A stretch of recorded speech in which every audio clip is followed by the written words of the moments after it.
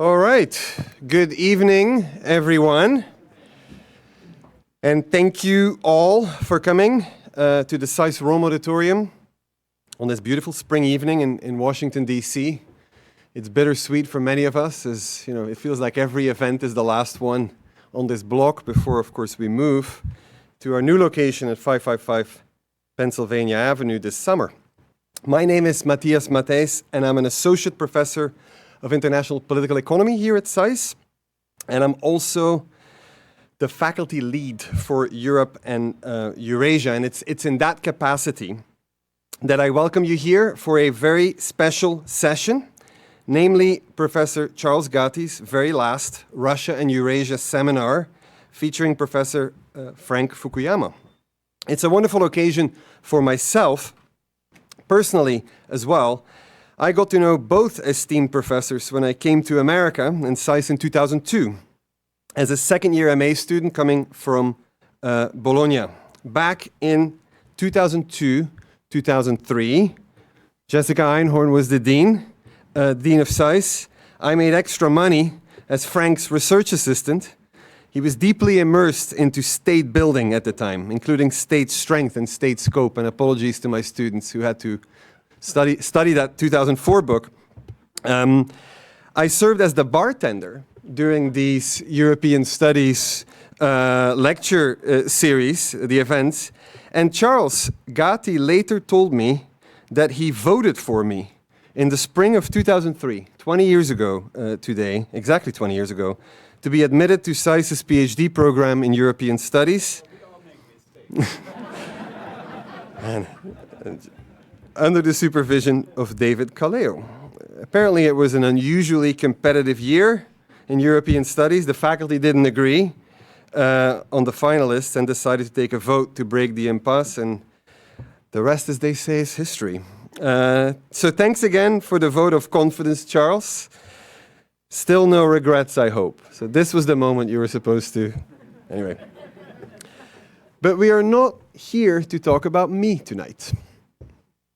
We are here tonight to celebrate the long and distinguished career of our friend, colleague, professor, and mentor, Professor Charles Gatti, who, despite that full head of curly hair, is actually turning 137 years old this year, and has decided to retire from active SAIS life at the end of this year. I think it's mostly because he doesn't want to walk all the way to 555 Pennsylvania, let alone take the metro there. But that's another thing. I have called Charles on many occasions and for many reasons a SAIS faculty legend. He has taught and mentored hundreds of students at SAIS since joining us in the mid-1990s, including some very prominent ones like Heather Conley, president of the German Marshall Fund, and of course Larry Hirsch, who is here with us tonight. Larry, welcome back. And of course, I would be remiss to say I get a slap in the face from the development dean, a very generous donor to SAIS over the years as well. Welcome back to SAIS, Larry. Charles has been running our legendary current events series, where he continues to foster open debate and discussion among our students. And for many years, he has led this more formal Russia and Eurasia seminar with a long list of distinguished guests, and we are delighted that Professor Fukuyama, one of SAIS's most prodigal sons, has agreed to return for one evening to talk to us about a very timely topic, namely Russian and Ukrainian identity. Charles, born in Hungary, came to the United States in early 1957, right after Nikita Khrushchev had ordered Soviet tanks to roll into Budapest to crush the reformist regime of Imre Nagy. Do I say that right? Nagy. In November 1956. As a young man, Charles found himself in Indiana University at Bloomington, where he received his PhD in political science in 1965. But already in 1963, he started teaching at Union College in upstate New York. Yes, back then you could still get hired as an instructor with the promise of a PhD. And then from 1970, moved back and forth between Union College and Columbia University in New York City, where he also taught until 1993. He was lured to Columbia by no other than Zbigniew Brzezinski, another prodigal son of SAIS, and that's also where he met his current wife and brilliant Brzezinski student and research assistant, Toby Gatti, also with us this evening.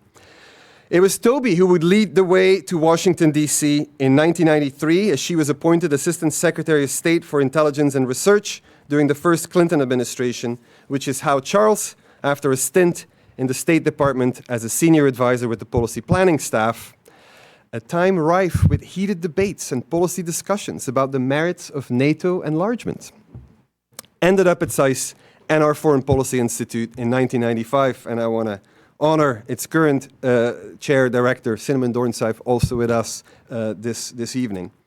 Charles would soon start teaching at SAIS in the late 90s, offering a series of popular courses, including on Central and East European politics and Russian foreign policy, and also, for all his sins, served a few times as the acting director of Russian and Eurasian Studies, replacing Bruce Parrott, also with us here tonight, as Bruce was on sabbatical and leave.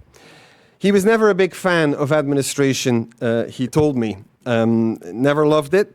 Charles was first and foremost a prolific student and scholar of Central and Eastern Europe. He is unique in that two of his books, Failed Illusions, Moscow, Washington, Budapest, and the 1956 Hungarian Revolt, and Hungary and the Soviet Bloc, were honored with the Marshall Schulman Prize for Outstanding Book on the International Relations of the Former Soviet Bloc by the Association for Slavic, East European, and Eurasian Studies, the only author to have won the prize twice. In 2013, he also released a book called Zbig, The Strategy and Statecraft of Zbigniew Brzezinski. Over the years, Charles has become a close friend, a trusted partner. And as he continues to write and comment on current affairs, we are sad to see him go at the end of this academic year. But before we say goodbye, let me turn over the floor to him one last time so he can properly introduce his guest for the evening. Charles, over to you. Well, thank you very much. What a wonderful speech and introduction. I appreciate it very much. But I have to tell you all, maybe if you don't mind, in front of everybody else, that there is one fundamental mistake that you made. This was just too short. I wanted to listen to it for another hour or more, but maybe we'll make up for that another time. I looked at the internet to see what one is supposed to do on an occasion like this, and believe it or not, there's everything in the internet except any guidance about what to do at a farewell party. So I had to improvise and decide what I wanted to do, which is probably the right thing to do in the first place. So I decided to talk about my identity a little bit because of the lecture that's coming up, the Americanized identity. I came to this country more years ago than I want to remember, and I want to share with you some of those experiences and then say a few words about SAIS on this occasion. I hope this is okay with you all. So I came here penniless, a refugee, an immigrant. I didn't speak English because I had to decide in a few hours to leave Hungary as the Soviet tanks came in there, and frankly, I was afraid to be arrested. I was a reporter, and I didn't write kind things about the communists, so I came here. I ended up here. I was treated very well at Indiana, and actually, learning the language was not as difficult as learning the habits of America and getting used to that. Let me give you a few examples. Oops. For example, okay, I went with a girl, okay, to a concert. She was a piano player. I still remember the concert. It was Jeff Gedmin would know more about this than I do, but it was Schubert's Trout Quintet, a masterpiece. I had never heard it before, so we walked back, and she was exceptional. Of all my new friends, acquaintances, in that she did not shout at me. I don't know if you noticed this, that when you're a foreigner, people tend to yell, thinking that you're deaf. Well, I was not deaf. I'm still not deaf, as a matter of fact, even at this old age. And so she talked to me, explained to me the piano part of the quintet, and then we went back to the dormitory. And we sat down in her dormitory. We sat down on the couch. And then a middle-aged or old lady walked up to us to remind us of the rule in the dormitory. Now, hang on, this is another America, long time ago. And she told us that 3 of our 4 feet must be firmly planted on the floor. I don't know if you can imagine this and what the implications of that was. And that's when I learned a new expression, though in English, because my new friend told me, well, don't pay too much attention. She's just an old bag. But old bag was not an expression I had known before, but I still remember the old bag from Indiana. What else happened at that time in the early years? I wanted to be a psychology major. I was very interested in that. But I took out the first textbook there, and I read the first sentence, and I said, this is not for me. The first sentence was, psychology is what psychologists study. Now, how can you be more idiotic than that? So I was interested in psychology, but not in that kind. And later on, I took some advanced courses. In fact, my favorite book of all times in the realm of political psychology was a book called Escape from Freedom. Actually, I have a copy of that here. I wanted to show it to you, but I forgot. When I bought it, it was $1.25. I go back that far, okay? So, but that's a wonderful book if you want to understand conflict in, well, not just in the modern world, but in human history. There's no better guide than Erich Fromm, F-R-O-M-M, I talk like a professor here, who wrote that book.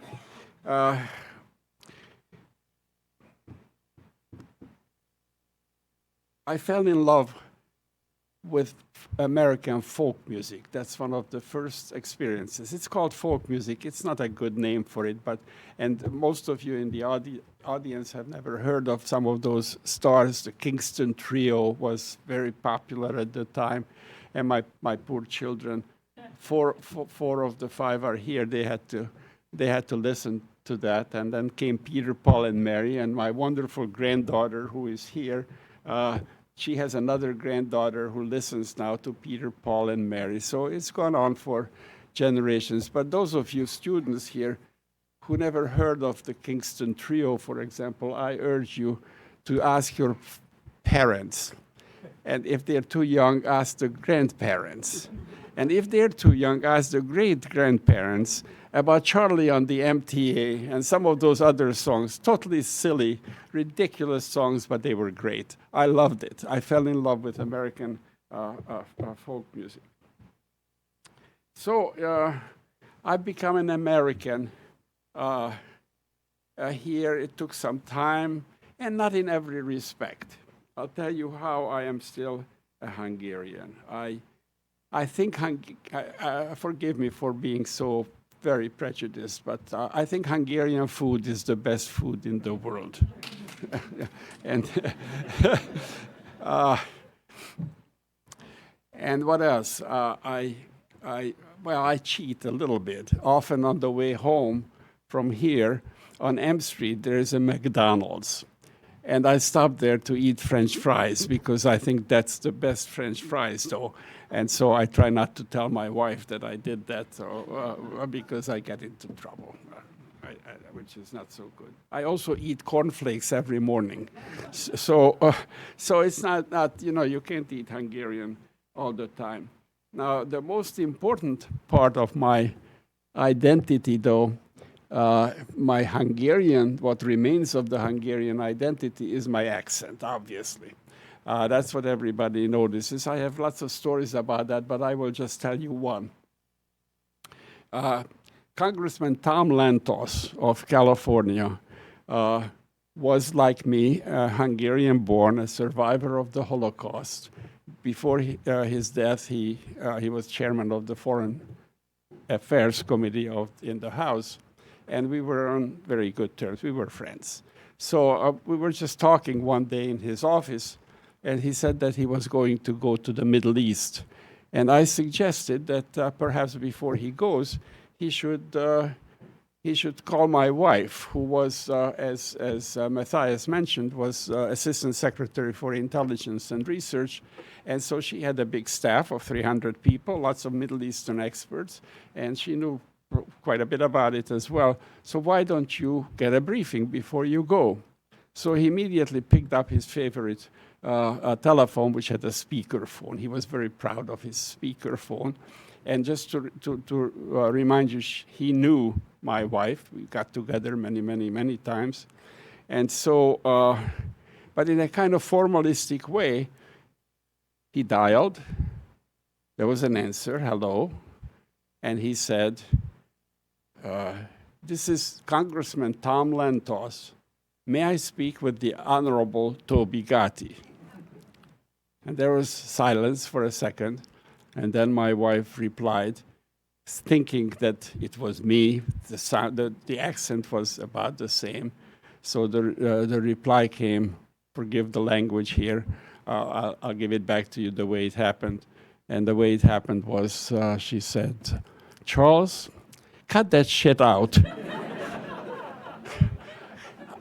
And then she added, aren't you ever going to grow up?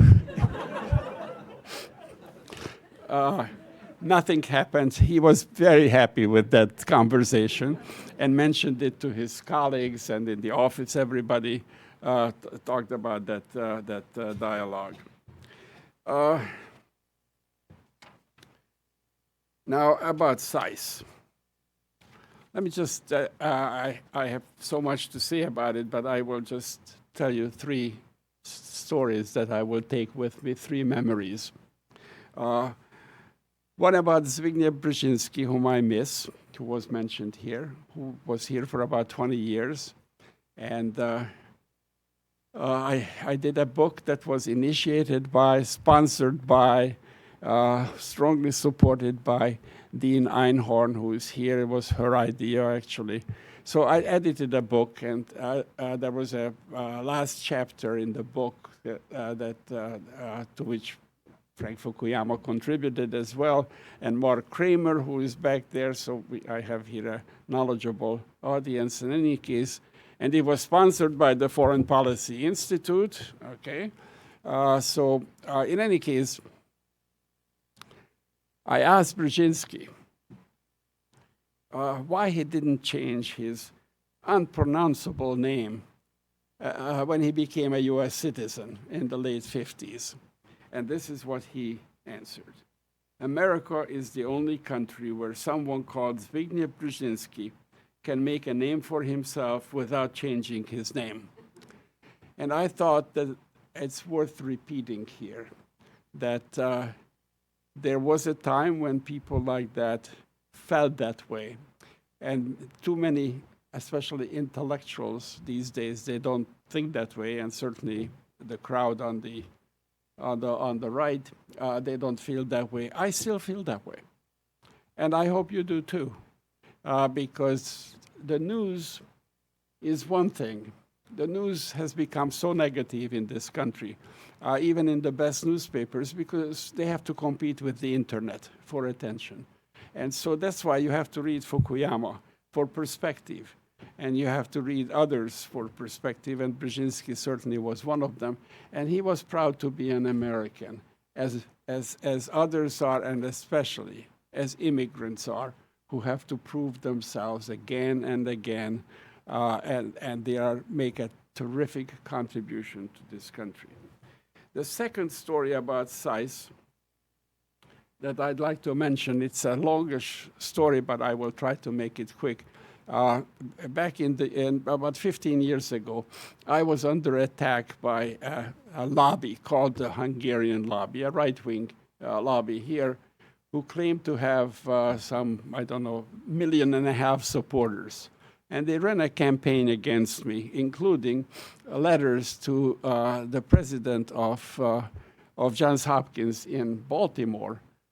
In the end, they produced 6 letters, by the way. The 1.5 million was one thing, and then the six letters saying that Johns Hopkins should be very careful about me using the office, my office here, the Johns Hopkins office, to question and fight the legitimacy of the Hungarian government.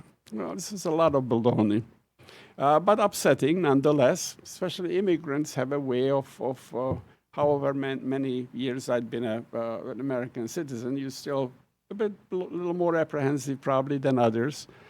And so until I got a phone call from the dean at the time, who happens to be seated right here. And she said, well, we got these letters at the president's office.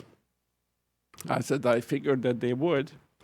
And then she said, they did some fact-finding, whatever, there, and we know that it's nonsense. I said, yeah, I know. And then she said something very memorable to me that I still remember, Jessica, and I thank you for that. Then you said, well, wear it as a badge of honor. That's the kind of dean we had here at the time, and I want to thank you for that.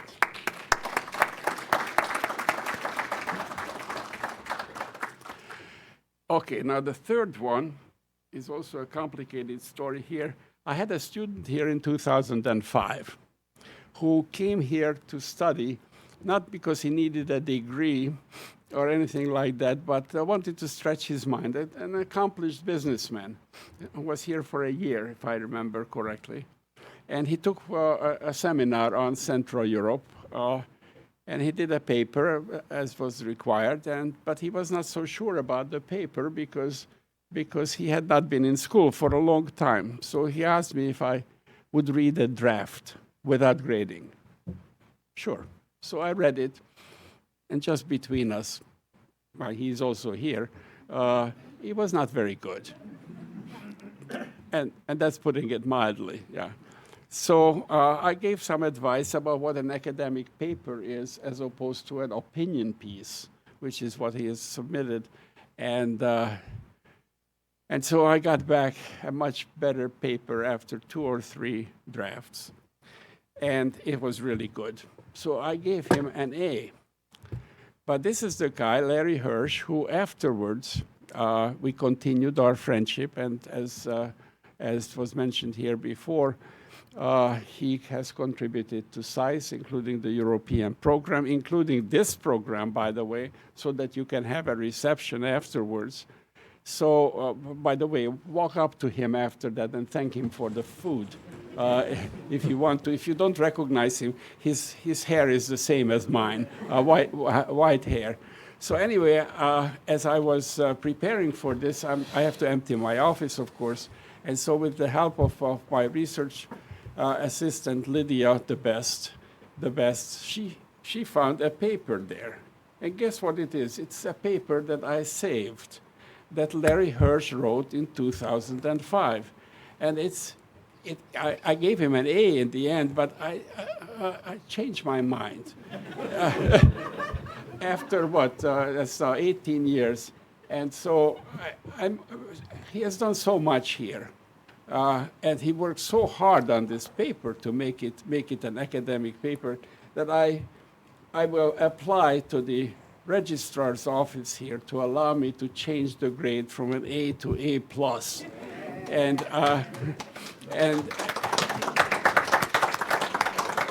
But I'd like to give it to him right here.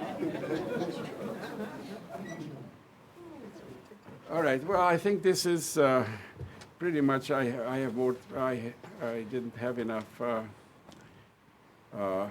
I don't have enough time for some of the others, but I'll just tell you one other story and introduce the main attraction here, for which you have come here, and that goes way back the early times of my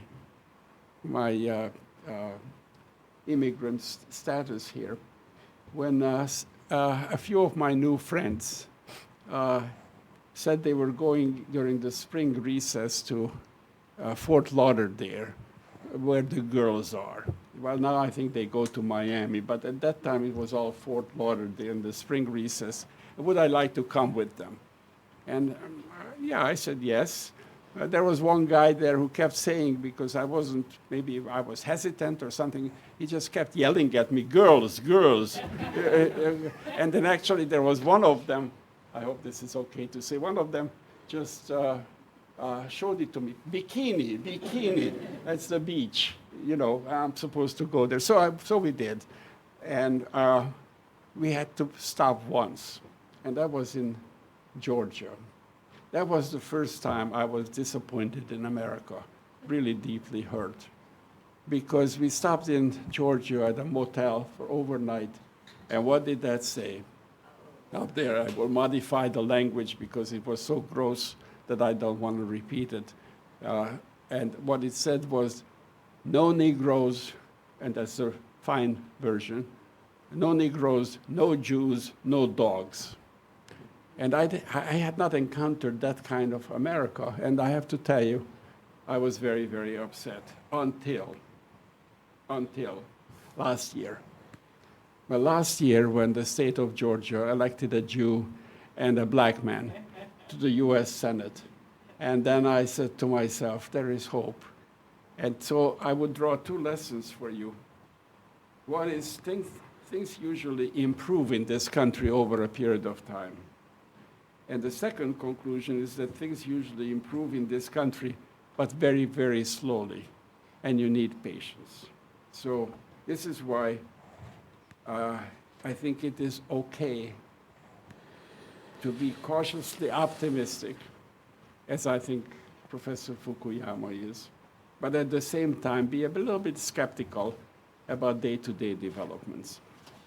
Well, I took up too much time, right? He's smiling still, but I'll get into trouble later.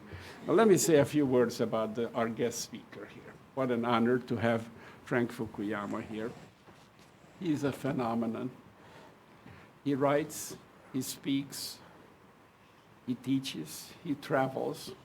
He probably has accumulated more travel miles than anybody in the world, because his books are translated everywhere. One of them I read was translated into 20 countries. Of course, they all invite him to come there and talk. He studied at Cornell and with the great Sam Huntington at Harvard. He co-founded American Interest magazine, and more recently, American Purpose. The other editor, Jeff Getman, is back there. I see him. He remains associated with our Foreign Policy Institute here, and he flew here from California, from Stanford, for this occasion, which means an awful lot to me. Now, if you dig a bit deeper, you'll find that he builds his own computer, he builds his own furniture, but I have to tell you that despite hours and hours of research, I couldn't find out if he ever sleeps. His commitment to human rights is very well known to all. What I'd like to learn one day from you, Frank, is the role that your Japanese-born grandfather's internment during World War II played in the evolution of your political convictions. But I don't have a couch here, so I can't put you down, but maybe someday we can find that out. We first met at a conference in Jamaica Bay, in a nice place, in 1989. But I learned about him in 1987, and I'll just relate that, and I'll give him the floor. I was preparing a syllabus on a course called Soviet Foreign Policy, and I needed something for the students to follow on the Third World and the Middle East especially. And just at that time, I received a book from my friend in California. His name is Andrzej Korbonski, who was a friend, Polish-born, distinguished professor at UCLA. And there it was, the book, exactly what I needed. And I still have the copy right here. And so I called him and I told him, of course, the usual East European Jewish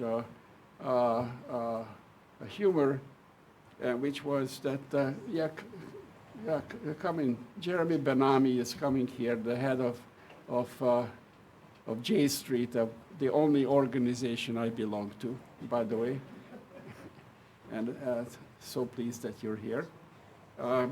So I called Korbonski and I told him that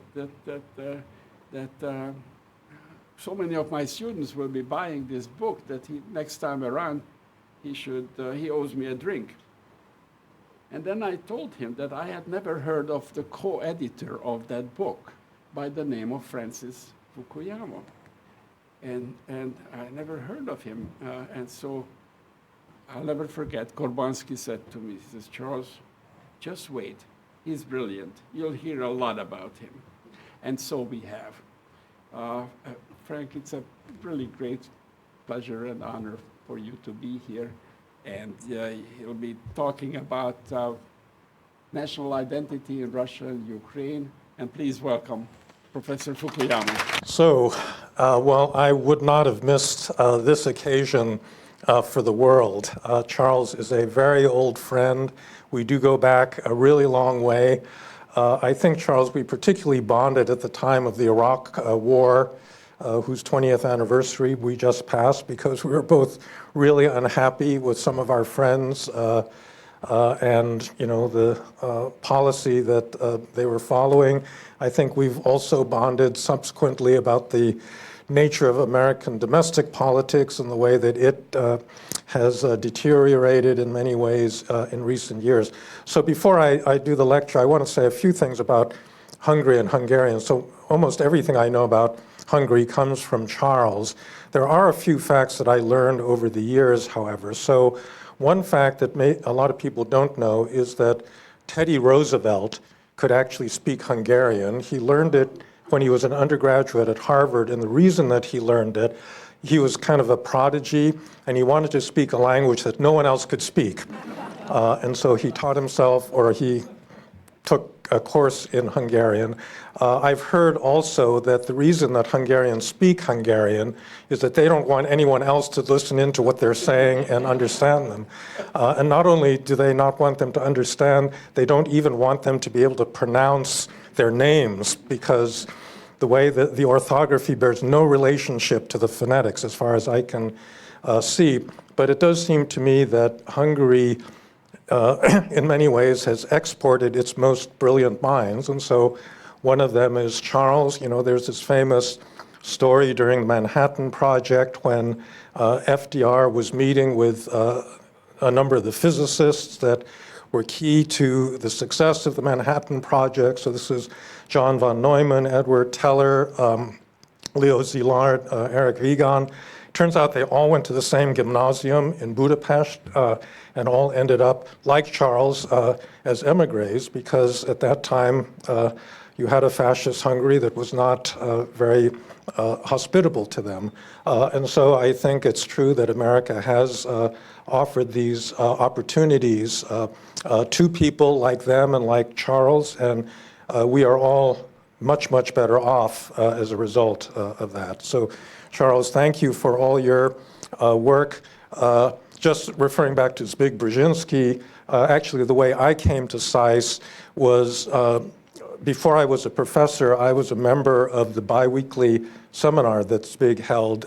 And this started sometime in the early 90s and continued for the next 20 years. And it was just a great occasion in which we talked about all of the current foreign policy issues. I should say also, I'm really happy to be back at SAIS to see lots of old colleagues and friends here. I used to teach comparative national systems in this room. I think Matthias took this over after I left, and it's really wonderful. spent a decade at SAIS, and those were among the best years of my life and career. So I'm really appreciative to have this occasion to come back. So let me talk. I've only got a couple slides on Russia and Ukraine at the end, but I thought I would talk about the question of national identity in general. It's one I've been thinking about a lot because I've actually I started, my dissertation was on Soviet foreign policy in the Middle East, which is why I co-edited that book with Korbansky. I left that subject for many years after that and did other things. But obviously in the last, I would say, 8 years, I've come back to it. Beginning in 2014, I began to spend a lot of time in Ukraine. At my center at Stanford, we run a lot of leadership programs. And we decided back around at the time of the takeover of Crimea and the intervention in the Donbass, that this was going to be a central front in a larger struggle between democracy and authoritarian government. And so I've been going regularly to Kyiv. We invite Ukrainians to come spend time at Harvard. And I'm very proud to say that a lot of them are now serving in Zelensky's government in very senior positions. And so, my hope is that some of the things that we worked with them on, we have another graduate, David Smolansky from those programs sitting right here. Hopefully some of those skills have paid off in terms of their ability to serve their country. I must say I've also been dealing with a lot of Russians lately because there's a huge exodus of liberal Russians that are anti-Putin and anti-regime. And so I've also been trying to work with them, and they're very complicated issues of national identity. All right, so let me just begin by... No. Oh, okay, so let me just begin with a couple of definitions. So, just begin with the question of nationalism. So it's a doctrine that says that political and cultural boundaries ought to coincide, and most typically culture is defined by language, although it can be defined by other things as well. And I think an important point is that it is a modern phenomenon. You had obviously patriotism and group solidarity of all sorts, in tribal societies and so forth, but nationalism that uses culture as the boundary of a community is something that really doesn't originate until the late 18th century. Now, there are a number of biological theories of what a nation is. A lot of this got a start after Charles Darwin's publication of Origin of the Species. You had people like Herbert Spencer, the inventor of social Darwinism, that argued that basically races were the primary building blocks of civilization, that they competed, and the best ones ended up on top. And you had a whole school of what is now known as scientific racism, promoted by people like Francis Galton, Carl Pearson, Charles Spearman, all of whom, so I don't know, those of you that have taken a basic statistical methods course, what is it that's in common with these three gentlemen? Right, they're all founders of modern statistics, and a lot of what they were doing was trying to use statistical methods to measure intelligence. And this fit in with the agenda of scientific racism, because there is this view that Northern Europeans were smarter than Southern Europeans, were smarter than all the black and brown people around the world. And so this was a respectable academic study in the late 19th and early 20th century. But that got displaced, I think, really by the middle of the 20th century by this realization that it was actually culture much more than biology that really determined identities. And you had the rise of modern anthropology, people like Franz Boas, the great Columbia, really founder in many ways of modern anthropology, and students of his like Margaret Mead or Ruth Benedict.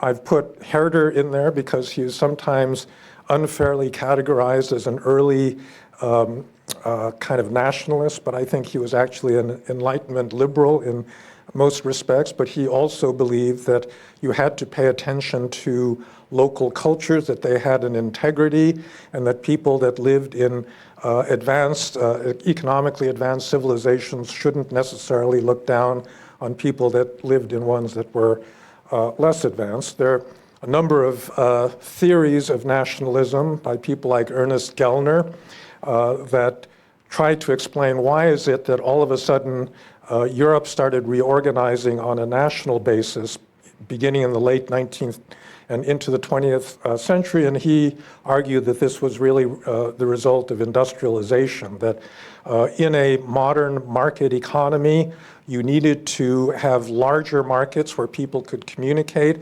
and that's why you had to have cultural units based around a common language. If you, okay, so this is one of those little known facts. You know, what was the court language of the Austro-Hungarian Empire up until the 1840s? Does anyone know? It was Latin, right? What did the nobility in the Baltic states speak at that time? It was German, right? And what did the Russian aristocracy speak at that time? It was French, right? And so there were deliberate barriers that were put between social classes so they couldn't even understand each other in a stratified feudal society. But as you develop a market economy, you need to be able to talk to people, and therefore culture based on a common language and a common set of historical and cultural reference points becomes important. This is the transition, the famous Ferdinand Tönnies transition from Gemeinschaft, these happy, frolicking peasants in their local village, to the modern urban industrial city that has very different requirements for how people communicate, how they identify, and so forth. The city is more pluralistic, but it needs a common basis, and that's why all of a sudden in the 19th century you get people that start to identify with each other on the basis of culture. Benedict Anderson is probably the other big theorist of nationalism. He relates this to technology, where with the invention of the printing press and the daily newspaper, all of a sudden you could have a consciousness of what it was like to live in a place that wasn't your local village, that there was a larger world out there that would form the basis of your identity. And you have to think about the current age that we're in which all the local newspapers are disappearing. And you now have an internet that is global, that is transnational, and does not correspond to the boundaries, these older cultural boundaries. And I think that is really screwing up, in a certain sense, our sense of identities, because we can have multiple ones simultaneously. That's not necessarily a bad thing, but it does mean that things are changing as we speak. So this is the bottom line, which is really important. National identity is socially constructed. It is not biological. It is based on narrative, stories, tradition, customs, and language, and it can be deliberately manipulated and shaped by a number of different forces, right? So elites are really oftentimes the ones that shape national identity in the kinds of requirements they make for national languages, especially for citizenship. So American identity changed tremendously. It was limited at the time of the founding to white men who owned property. With the 14th Amendment, that gets expanded to include African Americans who tragically do not really receive full citizenship until 100 years later. Civil rights movement, women are not considered part of that community until the 19th Amendment in the early 20th century, and so forth. And so elites play a big role in defining national identity, but they don't have complete freedom to define it any way they want. There are a lot of inherited communities that every country is composed of, where people may speak a language in a certain region, Traditionally, they're geographical realities, mountainous areas, deserts. There are a lot of places that are hard for the power of the state to reach, and so oftentimes these regions don't conform to the dominant culture in the capital city. There are limits to political power and the degree to which elites can use power to shape a common culture. And then there's finally external factors. Many countries are too small and weak to really, in a sense, set their own agendas in terms of national identity. And so they're very strongly influenced by great powers, by imperial overlords that force them to speak different languages and to organize their societies in ways that are not necessarily conformable with the kinds of inherited traditions that they have. So if you ask the question, how is culture created, or identity, how is identity, national identity created? As I said, there's a lot of top-down influences, language policy, education. So, right, we're having this big fight over CRT and anti-CRT right now, and that's all a fight over the narrative of what we as Americans are going to teach our young people about their history. Is it a history of racism and racial hierarchy? Is it a history in which a lot of that has been whitewashed out of, the story that we tell ourselves? And, that struggle is actually very important in developing a single national identity. And unfortunately, in my view, one of the terrible things that's happened in the last few years is that we've gone backwards in this, right? So the kind of national identity that I think Charles was referring to, where, a Brzezinski or a Gatti or, Fukuyama or anyone with a funny name like that could actually regard themselves as fully American. They're now people that openly don't accept that understanding of American identity. National institutions, Korea, South Korea, Israel, there are many countries in which serving in the military really does become a crucible of a common experience that forms citizenship and identity. But there's also a bottom-up process, so identity also arises from poets, artists, filmmakers, people that generate culture at a grassroots level, and there are also local customs in long-standing societies that shape, attitudes towards food, towards, common mythologies and the like. And so it's a complicated process. I would say that national identity can be steered and it can be shaped. And over the years, I've been collecting a lot of interesting cases of that, where if you have a clever elite, they can actually shape national identity in certain subtle ways.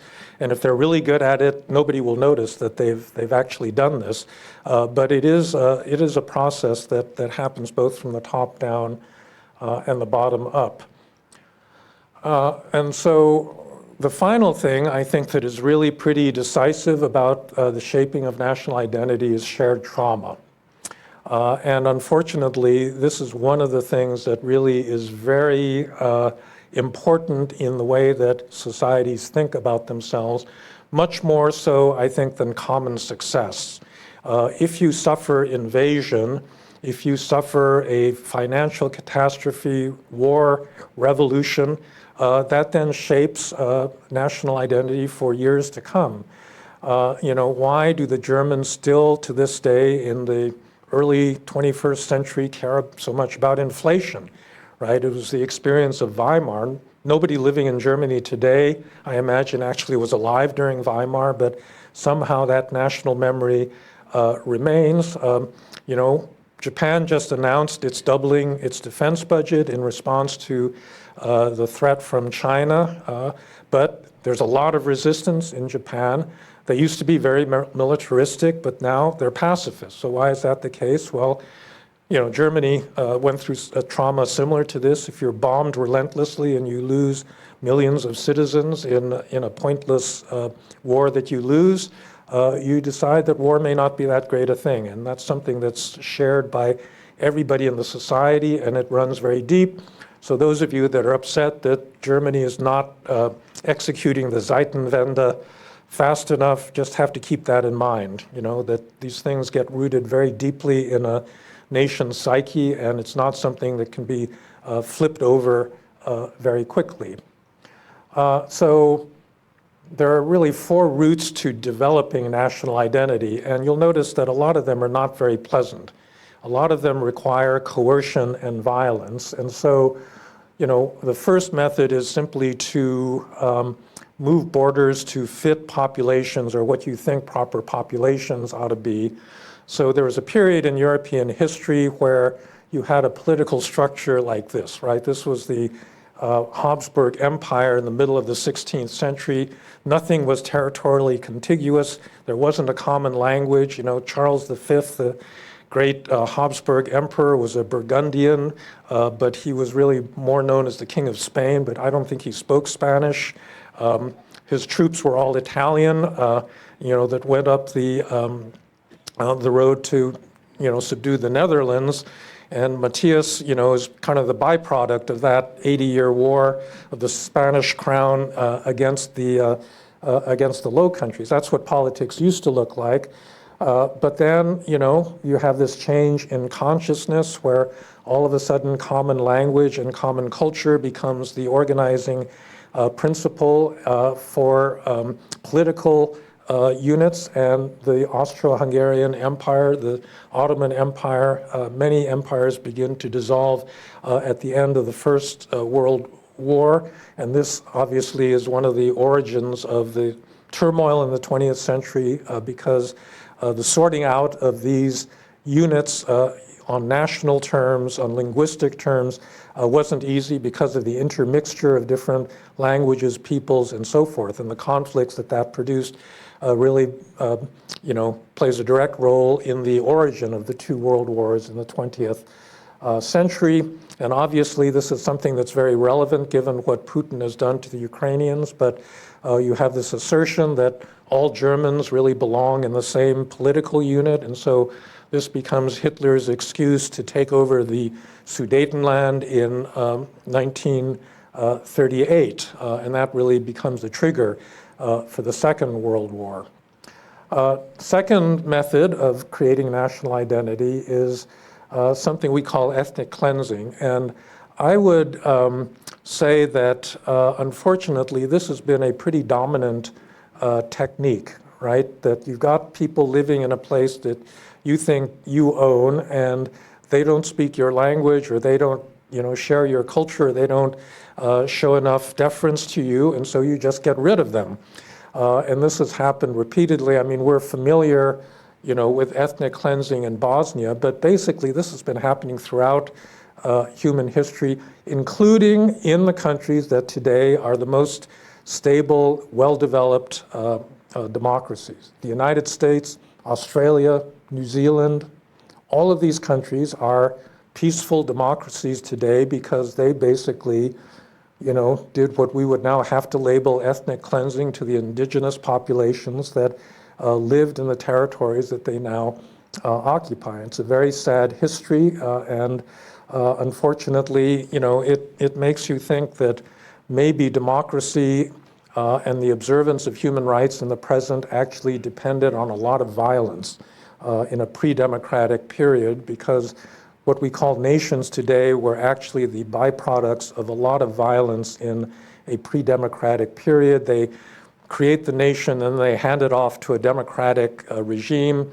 and the democratic regime, the people that live under that, kind of forget about that violent history that made their society possible. Third path towards a national identity is cultural assimilation. Now, this is the first one of these that doesn't necessarily involve a lot of violence. So, for example, if you look at the languages that were spoken in the territory of modern France, the linguistic unification of France really didn't happen until, well, in fact, a lot of people would say that it didn't complete itself until World War I, where the common experience of being in the trenches in the First World War actually threw a lot of French people together, where they were forced to actually speak not Provençal or Breton, but Parisian French. But mostly this was a peaceful process for economic reasons. People found that they would have better upward social mobility if they could speak the dominant language of the capital, and that's really how French culture evolved in the 18th, 19th, early 20th centuries.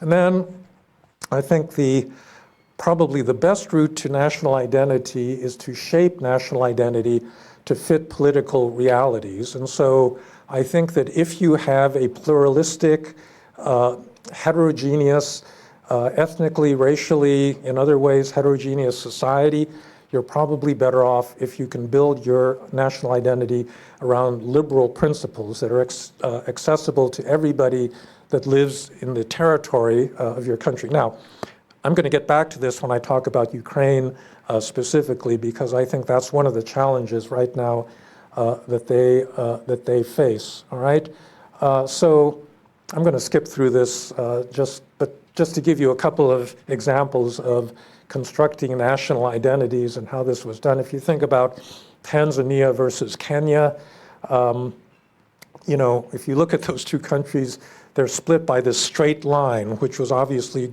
drawn by the colonial authorities. It makes no sense culturally because the people that live on either side of that border between Kenya and Tanzania, they're much more closely related to each other than they are to people in Zanzibar or to the Somalis in northern Kenya and so forth.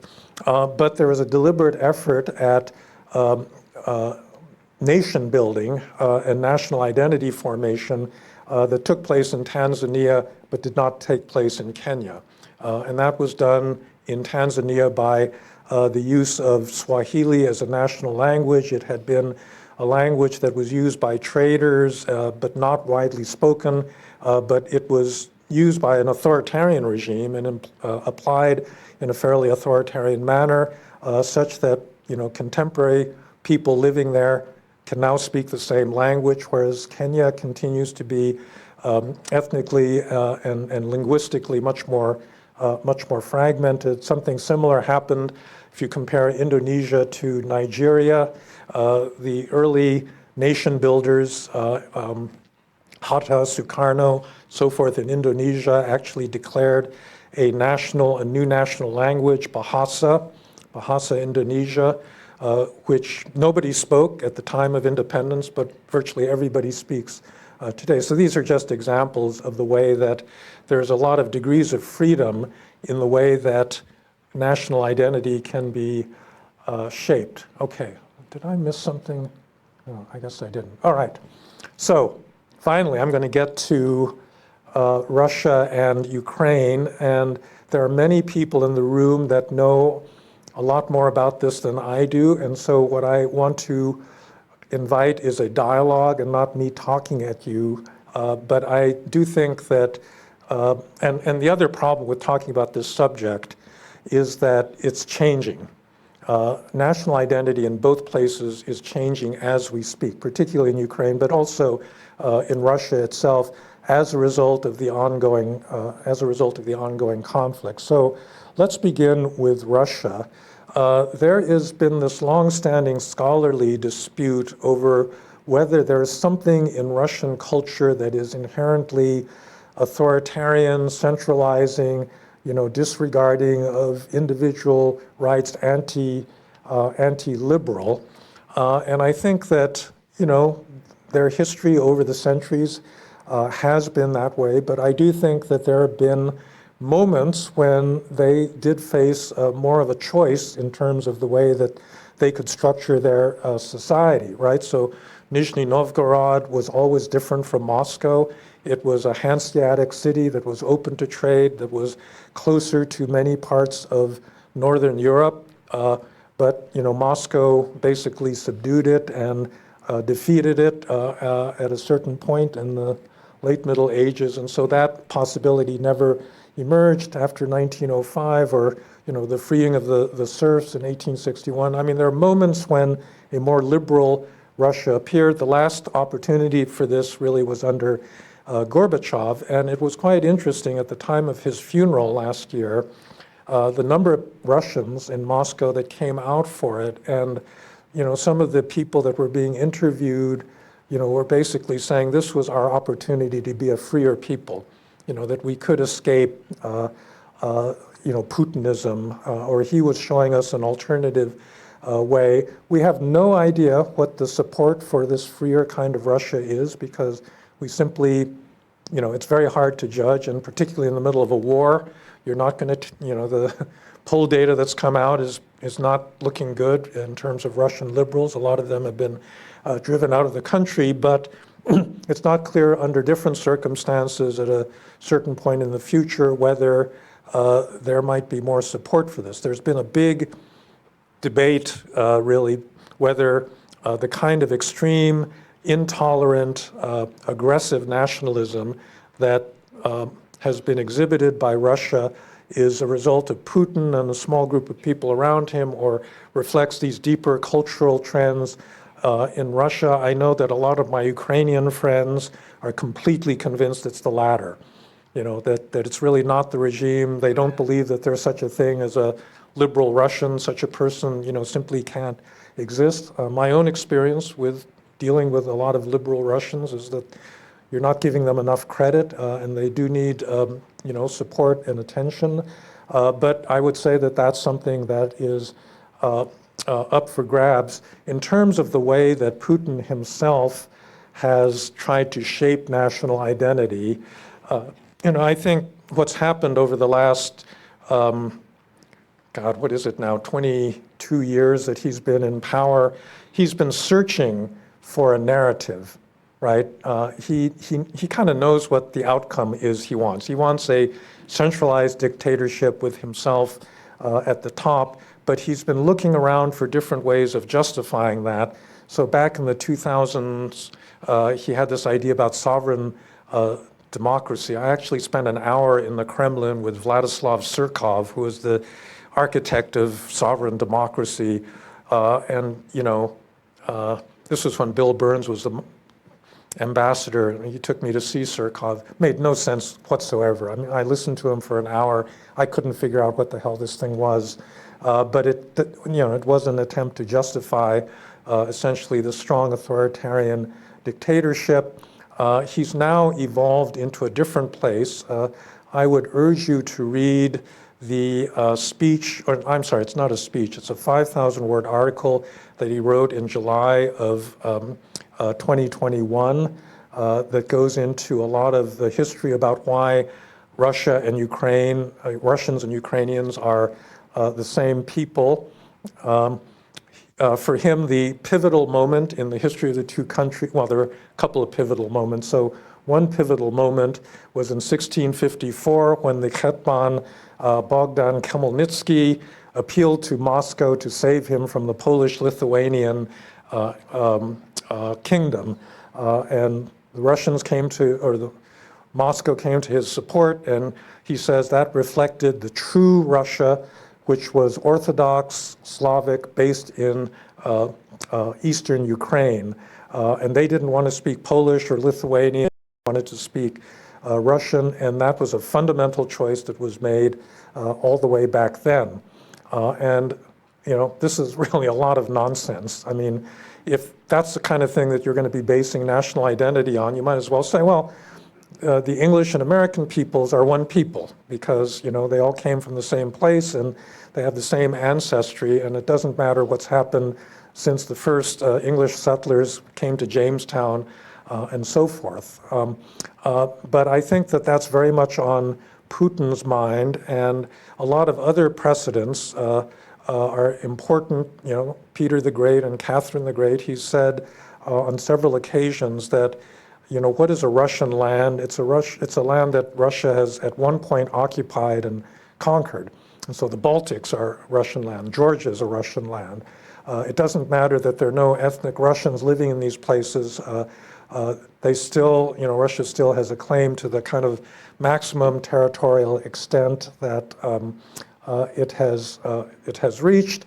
And I think that this puts a lie to all of the kind of, this is just so infuriating, but all the John Mearsheimer Jeff Sachs kinds of arguments that this whole war was just about NATO expansion and all the terrible things that NATO did to Russia. There is a much deeper kind of historical grievance that is driving Putin and is shaping contemporary Russian identity. Now, there is a clear authoritarian tradition in Russian society. They have thought of themselves as the third Rome. That's important because I do think that orthodoxy is really different from Catholicism or Protestantism in many respects, because there is always a much closer alignment between throne and altar in the lands of Eastern Orthodoxy. But that current understanding of Russian identity leads to certain internal contradictions, because if you say that Russia is whatever Russia's army has conquered, that means that you're going to be inevitably a multi-ethnic empire. And a lot of those people are not going to be Orthodox, and they're not going to be ethnically Russian. And so indeed, you're seeing a lot of Buryats and Chechens and other people of different national minorities in the Russian Federation that are Russian citizens. And I don't think that Putin has ever resolved this contradiction. In Russian, there's a difference between the adjectives Ruski and Rossiyski. Ruski means really an ethnic Russian, and Rossiyski is a citizen of the Russian Federation who could be Muslim, could be, a Crimean Tatar, or, Armenian, or anyone else. And I think that it's still a little bit up in the air which of these identities they want. The latter identity is actually a little bit more liberal, right? That it means that to be a full-fledged Russian citizen, you actually don't have to be an ethnic Russian. But then on the other hand, Putin keeps coming back to orthodoxy and the Russian people, Russian language as the basis of it. And so this is simply, I think, a contradiction in his thought. Since February 24th, that identity has, I mean, if you're losing an aggressive war in the way that Russia is, you're going to centralize and you're going to increase the severity of your dictatorship, and that's exactly what's happened. That's a tragedy for the Russian people. Now, let me go on to Ukraine. So there's a problem with a liberal national identity that would be true of all liberal states, because liberalism is based on the idea that there's a universal human dignity. All human beings, qua human beings, are owed respect and regard for their human rights and should be protected by a rule of law, and yet liberal states do not have universal jurisdiction. They only have jurisdiction over a certain defined territory. So how do you reconcile that universalism with the fact that we're all divided into national states? And this, this relationship has existed for at least since the French Revolution, which was both a democratic revolution, or at least a liberal revolution, and it was a national revolution. And the two kind of supported one another, but they're not the same thing, because in the end, nationalists can be very illiberal. And so that was a lot of what happened in the 19th century. The revolutions of 1848 pitted liberals against nationalists, and ultimately in Germany and other places, the nationalists came out on top. However, I think you can reconcile liberalism with national identity. Although liberals believe in universal rights, I think that nations necessarily have to exercise jurisdiction over territorially delimited areas. And as a result, they have to distinguish between citizens and non-citizens and give preference to their citizens who have voting rights and full protections in a way that other people do not. Now, the justifications for this, I think, are both normative and practical. The normative ones is that, citizenship and states are all about force.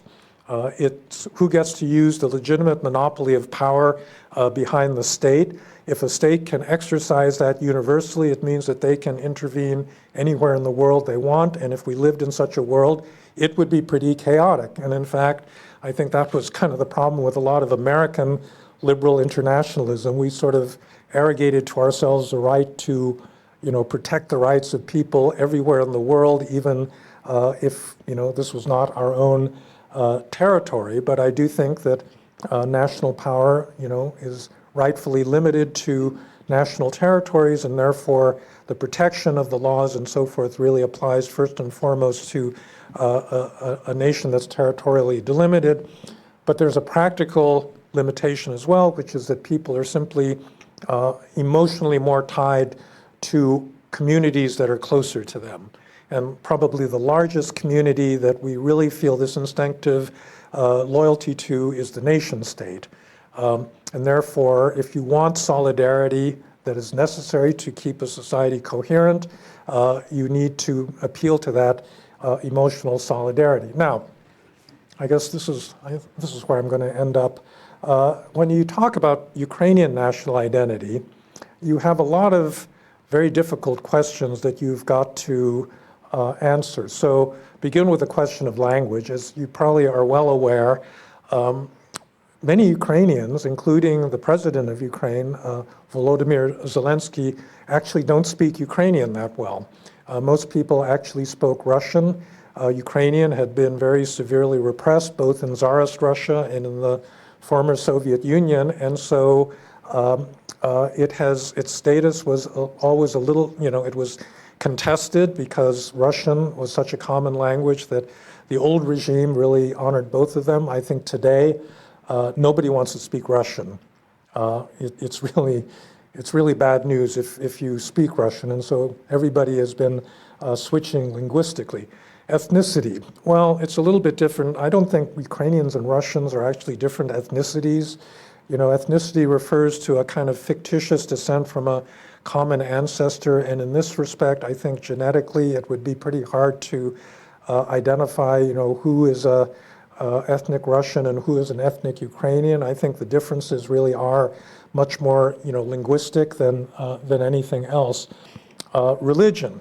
So this is complicated. As you're aware, the Ukrainian Orthodox Church a couple of years ago, or no, actually it was last year, decided that it wasn't going to be subservient to the Moscow Patriarchate, that it was going to set up its own hierarchy because they did not want to be subordinated to any Russian institution.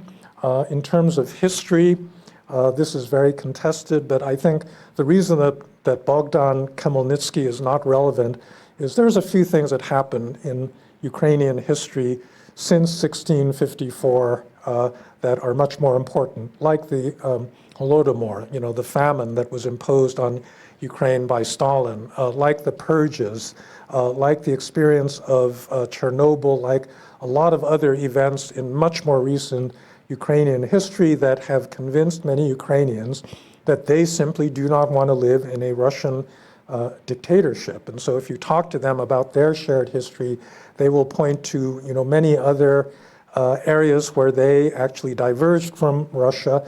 And because national identity is socially constructed, that's their right to do that. They can define their historical points of reference any way they want. Shared trauma, again, this is a country that has gone through unbelievable traumas. I mean, quite apart from the Holodomor, you have the whole experience of much of the German invasion of the former Soviet Union being fought out on Ukrainian territory, millions of Ukrainians being killed in that war. The last item, political system, I think is actually quite important, because when I ask my Ukrainian friends why they are fighting for Ukraine, they will say, we don't want to live in Putin's Russia. We don't want to live in a dictatorship. And I remember thinking to myself, the last time I was in Kyiv, so first of all, it is a liberal country. It had a lot of problems with oligarchs and so forth, but it was a genuinely liberal country. The person that kicked off the Maidan uprising, the Revolution of Dignity, was an Afghan who came as a refugee at age 8 and sent the Facebook message that got everybody coming to Maidan Square to protest the alignment of the previous president with Russia. Crimean Tatars have been, fiercely pro-Ukrainian because they know what living under Russian sovereignty has meant for their community, their deportation to Siberia during World War II, and their current mistreatment by the Russian occupation authorities in Crimea.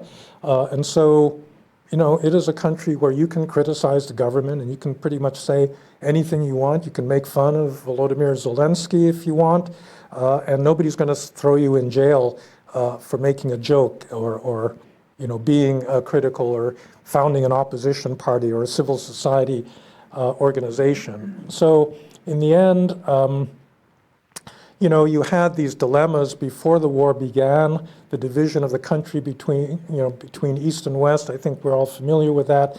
Linguistic divisions.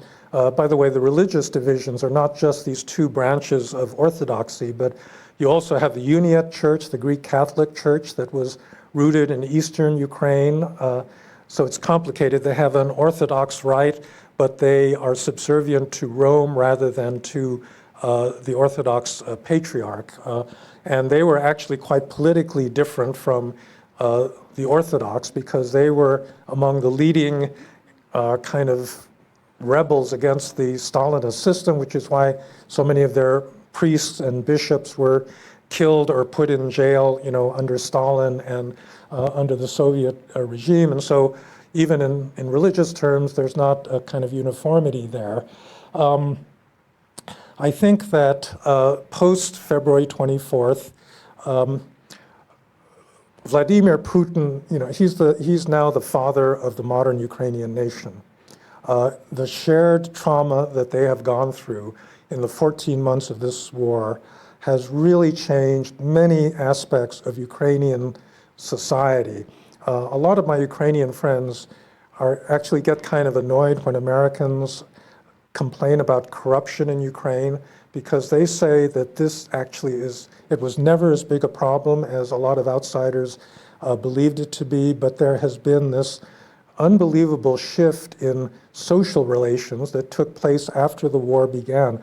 One of the things that's remarkable about Ukraine that always impressed me about it was the strength of its civil society, right? We used to think that the result of communism would be the atomization of people because communism tried to stamp out all private associations, all horizontal efforts of citizens to come together. And yet, despite that legacy, Ukraine has an unbelievably active civil society. There have been voluntary organizations that have, done things like get people out of Bakhmut, under fire, or help to restore the electrical grid, or just schooling of internally displaced people within Ukraine. And so the degree of social solidarity that you've seen in that country over the past 14 months is absolutely extraordinary. And I think that the society that emerges when they win, not if they win, but when they win, is really going to be very different from whatever existed before February 24th of last year. So the final question, are they fighting for sovereignty or democracy? This is a question that I think is wrongly phrased because sovereignty and democracy are not mutually exclusive.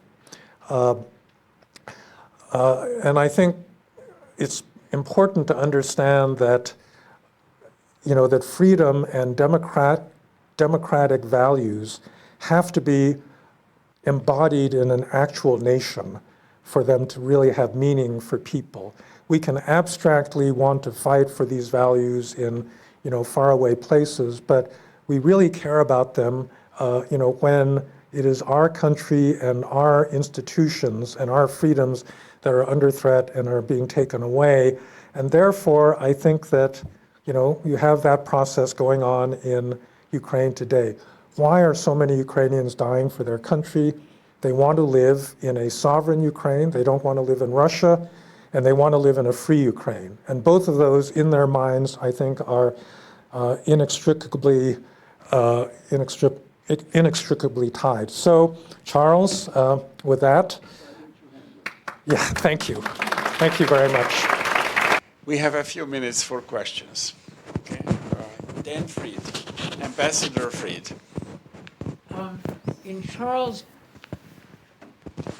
Gatti's course on international communism, which I took in the fall semester 1975, At Columbia University. Yeah. at Columbia, had an underpinning of a discussion of liberal national identity as the moral and political opposite of communism. So I want to give him credit.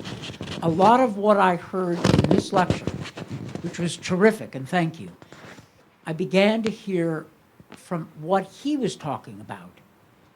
You know, he would make references to his multiple identities as Hungarian and Jewish and to the old Austro-Hungarian Empire. Tom Lantos was, of course, Austro-Hungarian patriot, a non-ethnic national identity. So what you're talking about, I think, is certainly true, but it has been a constant theme that people in that part of the world have had to live with. My one comment is an addendum to what you said, that I watched Ukrainian identity begin to crystallize in a liberal, non-nationalist form. Early in the 21st century, the Orange Revolution a little bit, the Second Maidan a little bit more. Before 2022, before February 24th, I remember when Jamala, a Crimean Tartar, won the Eurovision Song Contest for her song about her Crimean Tartar people being persecuted by Stalin. And I was in Kyiv when that happened, and she was celebrated as a Ukrainian national hero. Ukrainian national identity crystallizing in a liberal, multinational form. Didn't have to be that way. There's a right-wing, nationalist, intolerant version, but that's not the way it went. And it's partly Putin and post-February 24th, but it's not really a difference. I could see it happening before. Yeah. The liberal identity, and now watching the Poles and Hungarians reach toward each other, they both look back at the 17th century, and the subtext is, we messed that up.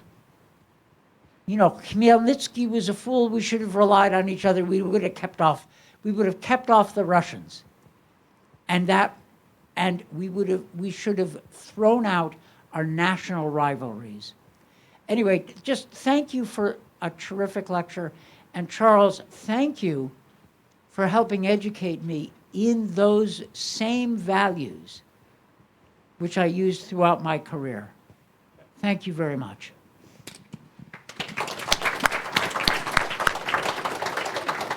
No. No, I mean, he said it all. Okay, next question. Yes, sir. Yes, students have the advantage, by the way, from now on. Well, that's not good because I'm an alum, but That's okay. thank you. Sarah, the last time I asked a question to you was actually the last time I asked a question as a grad student at SAIS.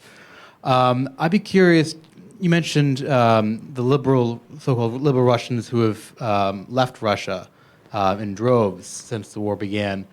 I'd be curious on your views of those of them who are trying to separate the cultural identity of being Russian with the political identity, and I've noticed many try to remain apolitical, and some are saying, you know, let's let apolitical Russians into the Olympics under a non-aligned but Russian-aligned flag. I'm just kind of curious on your views about them. Thank you. You know, it's a very delicate and painful question to discuss because it's just very hard to know. You know, a lot of the people that left Russia after September 22nd of last year when they did the big call-up, were not necessarily anti-Putin. You know, the people I deal with are mostly Navalny followers that were against Putin right from the beginning and were driven out of the country. But there's a lot of Russians that left. In fact, a lot of my Georgian friends are very worried because there's so many Russians in Georgia right now. And they're kind of a lot of them are sort of pro-Putin. You know, they're happy to help bust sanctions and, you know, tilt Georgian foreign policy more towards Moscow than towards Brussels. And if you ask a Ukrainian about this, boy, you get your head handed to you. I mean, this idea that, you know, that there really are liberal Russians, even Navalny is really distrusted by especially a lot of the national minorities within the Russian Federation because he at times has said things that were dismissive of them. Even on Crimea, he's kind of said things that sort of suggest that, yeah, this is Russian territory. And so a lot of them really don't like him. I think he's walked back most of that stuff, but so all I'm saying is I don't know really. I think you've got to distinguish between a lot of the different Russians that are out there, and how you do that I'm really not too sure of. I have a question. You spoke about the role of elites in the formation of nationality. And somehow I have the feeling that in Russia, let's just focus on Russia, this is quite different these days. The elites in Moscow or maybe in St. Petersburg, that's one Russia. And then there is another one. The last time that Toby and I were in Moscow at a dinner party, a former Russian ambassador to the United States, or somebody, said to me, Charles, you just don't understand. You know, we can live in Moscow, in St. Petersburg by association. He says, but we have only one major problem here. And I said, what's that? He says, we're surrounded by Russia. It's another world. Yeah. Do the elites still have a role to play in formation of national identity? Well, they've got all these coercive methods for doing that, you know, control over the education system, ability to arrest anybody that doesn't follow their, you know, their narrative. Whether that's actually going to take in terms of, you know, changing popular attitudes, that's very hard to, that's very hard to know. I don't know, I'm a little bit pessimistic about the ability of a lot of Russian, you know, that's what a lot of the Russians that I deal with keep telling me, that outside of Moscow, people live in these very limited worlds. And they only listen to, you know, national propaganda, and they don't, you know, so here's another fact about Russia, like something like 40% of households in Russia do not have indoor plumbing, right? And a lot of the, you know, and these people were reporting back to me, and they say, you go to a village, and they say, well, you know, the Europeans are envious of us because we live so well, right? And so who knows what they, what they believe. Dan?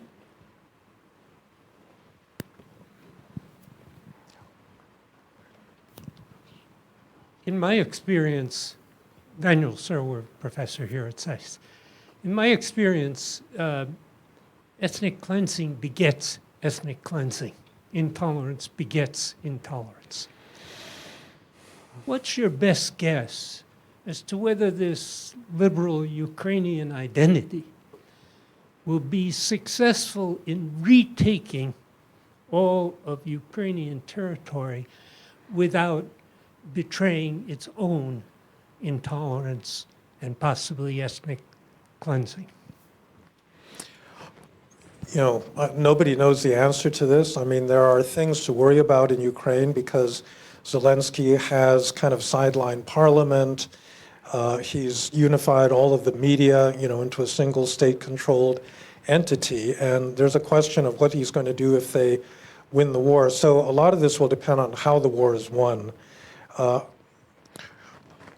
it's a little hard to talk about this in a public forum, but I think the likelihood that they will simply expel the Russians from all of the post, February 24th territory is probably not all that great. They will have to compromise on that.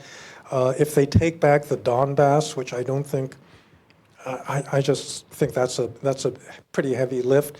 That's going to be a big problem for them, just given the nature of the population that's left there right now. But I do think that there's a good chance that they will maintain their democratic standards because they will be utterly dependent on the United States and on the EU for the reconstruction of the country. And then we're going to have a huge say in how they govern themselves at that point. So, Charles, can I? You're the dean. You can say. I know, and I paid for this mic. I just want to take the dean's privilege, first of all, to thank our guest, a very distinguished former colleague and a deep friend of mine. We've shared many chairs together over many different places in many years.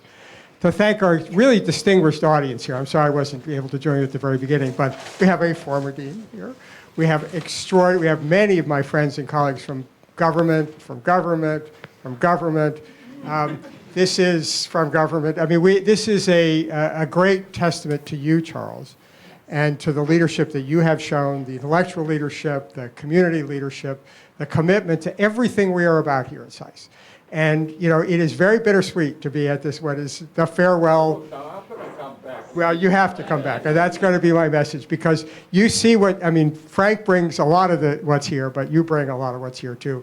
And what you heard from our distinguished ambassador, which was very eloquent, as a former student, and so many of your former students through many generations, and all of your colleagues. We are immensely grateful to you for everything you've done. Your country is immensely grateful to everything you've done.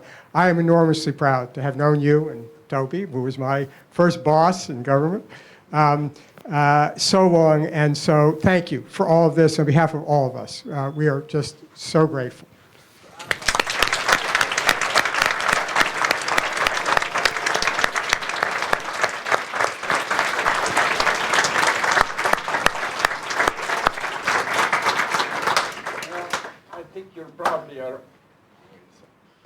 Probably all ready for a little food. Thanks in large part to my former student here. You remember, white hair. Thank him for the food and everything else.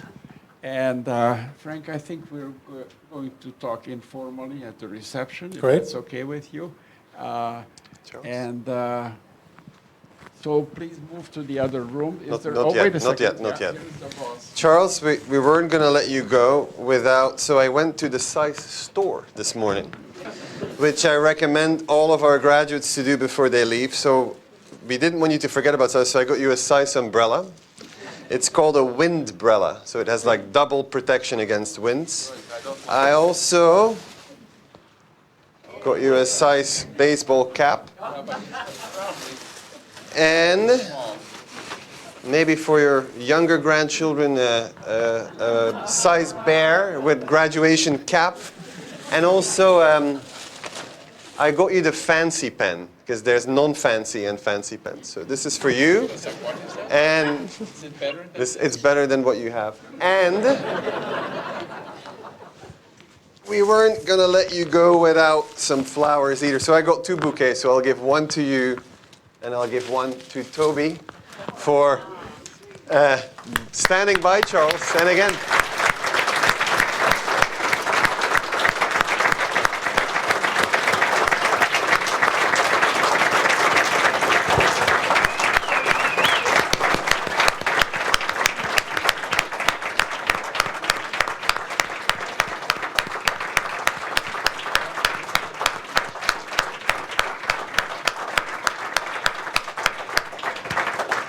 And now let me invite you all to our reception next door with our guests. And courtesy of Larry Hirsch, we will repeat it one more time. Thank you. You're fantastic.